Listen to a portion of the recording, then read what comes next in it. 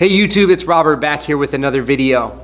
A lot of clients that I'm dealing with are doing big scale remodels and trying to choose a flooring that they can run pretty much throughout the entirety of the house. That may be literally all livable square footage under the home, or at least most of the really large scale areas that all kind of flow together. So if you're in a similar situation where you're trying to find one floor type that you can run throughout a large portion or all of your house, this video is going to be for you. Today we're going to review some of the most common product categories that we would be using in this type of a scenario. I'm going to give you just a brief overview of the pros and cons of each of these categories, trying to keep this quick and hopefully helping you eliminate one or two of those, leaving you with just a couple to really narrow it down when you go out searching in your local area. Our four categories we're going to explore today are going to be tile, wood, laminate, and vinyl plank flooring. And in tile, I'll make a small distinction between our man-made porcelain and ceramic tiles versus our natural stone options. Now with every product category, there's going to be low end, mid-grade, and high grade. So it's not always a fair comparison to just go from one product category to another if we're comparing something that's on the higher end in one category and a lower end on another. So keep in mind that these are broad considerations for each category, and you're going to have to go into more detail as you start to finalize your selections. So the first category we're going to look at is tile, and tile is probably the most long-lasting floor under normal circumstances. Once you've put it down, it's pretty much a set it and forget it product. You've got grout that you need to contend with cleaning a little bit and your normal day-to-day stuff, but tile is a product that is designed to really last for a very long time. And there are so many options in tile. There's tiles that look like wood and natural stone, fabrics and concrete. And with tile, a good installer can give us so much endless customization with our floor. We can incorporate different types of tiles and do all sorts of decorative and accent work. We can change directions with our products and make different types of creative changes on the floor very seamlessly that are tougher to do with our other product categories that actually lock together piece to piece. One of the reasons I personally might not use tile throughout my entire house is because it is a cold and hard floor. If I stand on tile for even 30-45 minutes, I really start to feel that in my back and feet. So I'd prefer a different type of floor from the comfort element,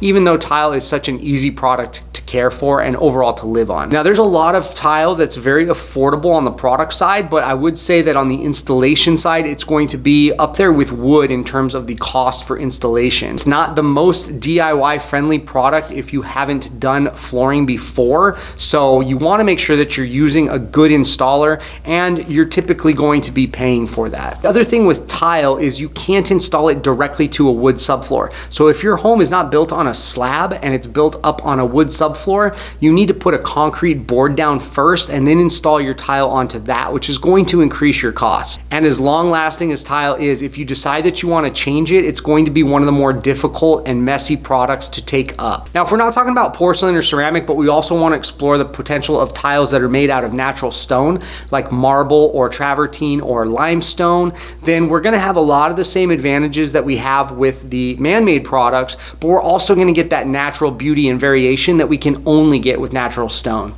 The drawback to those is we are going to have more maintenance, as most of our natural stones are going to be softer and more porous than what our man-made products are going to be. That's going to require more cost and time involved with keeping our floor looking good. Our natural stone products need to be sealed and periodically resealed to make sure that we protect them from absorbing anything that spills into the surface. Also, tile, and even more so natural stone, can really increase the value of the home if properly maintained and in good condition when it's time to sell. Now for me personally, if I was going to be picking one floor that was going to run through my entire house, it would probably be real wood flooring. Real wood floors can add to your home's value. They have a natural beauty that just cannot be replicated by the man-made products, and they're just a very warm and rich, inviting natural floor to have in your home. Wood floors are a timeless option, and they are very long lasting, although they will not look the same 10 years down the line that they did the day that you put them in. And that might be one of the first drawbacks that we list with wood.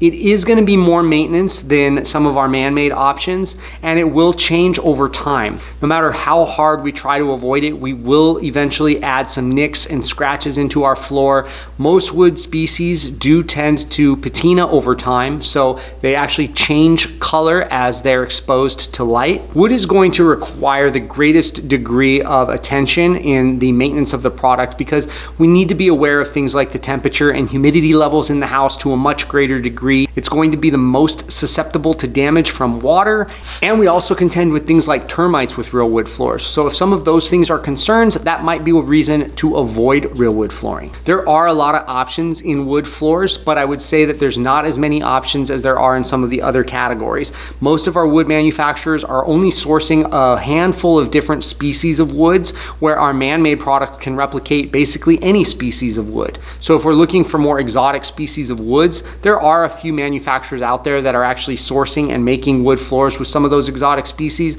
but they are harder to come by. Wood flooring is probably the least DIY friendly of all of our floors if we're talking about a glued down or nailed down method.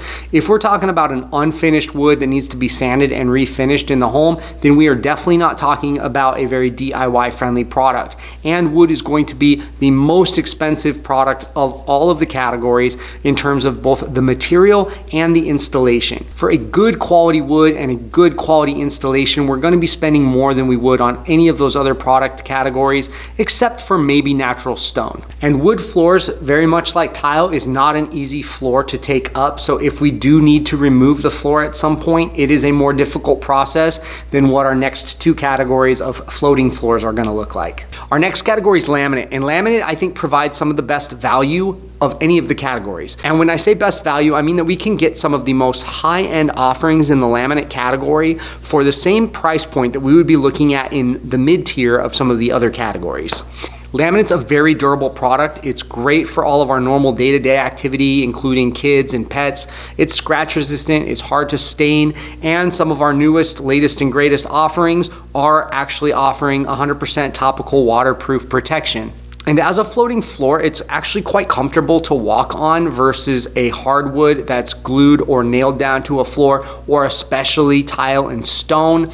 I find for my own back issues that laminate's a floor I can stand on for a longer period of time before I really start to feel that wear on me. Laminate's a very DIY friendly product to install if it's something that you want to try to tackle yourself, and if you're looking to have a professional install it, laminate's one of the lower priced installation rates to have that product put in your home. And because it's a floating floor, laminate's one of the easiest products to tear up down the line if we decide that we want to change to something else, if we're just tired of it, or we have some other type of issue that we need to change the floor out for. So there are a few drawbacks with laminate, and probably the most prominent one is the sound. Because it's a floating floor, it does have a little bit more of a hollow sound than some of our other surfaces, and things like dogs' nails or even heels, any kind of hard-soled shoe can be a little bit more click-clack across that floor, and for some people that's just an absolute deal breaker. Another consideration is the fact that it's a man-made product. We're always going to see a pattern repeat at some point, and with a lot of the laminates, because they're putting in really defined characteristics on those boards to mimic wood,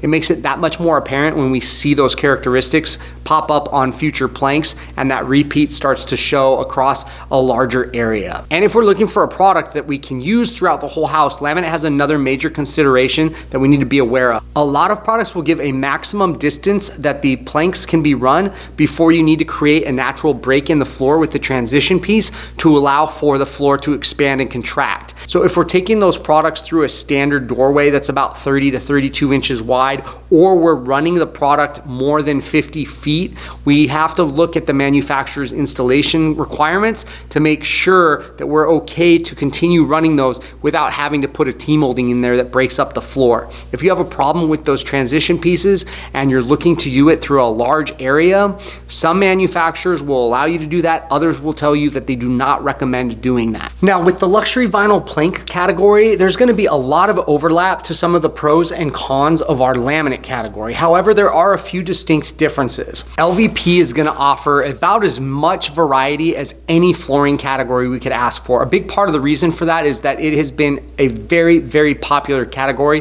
for the last several years. So manufacturers are constantly coming out with more and more options, trying to chase some of the customers that are out shopping for LVP. That's going to give us a lot of different wood looks from the different species and colors, the widths and the lengths. And there's also a lot of options for tile looks within the LVP category. LVP is also a pretty durable product. I would say it's not quite as scratch resistant as the laminates. However, I would say that it's the more waterproof of the two products. It's still a very DIY friendly product and relatively inexpensive to have it installed. However, it's very unforgiving on subfloor conditions. So if a subfloor needs to be corrected to be smooth, flat, and level according to the installation specs of the product, you might have a little bit more work there. But the actual process of installing the LVP once your subfloor is prepared is pretty straightforward.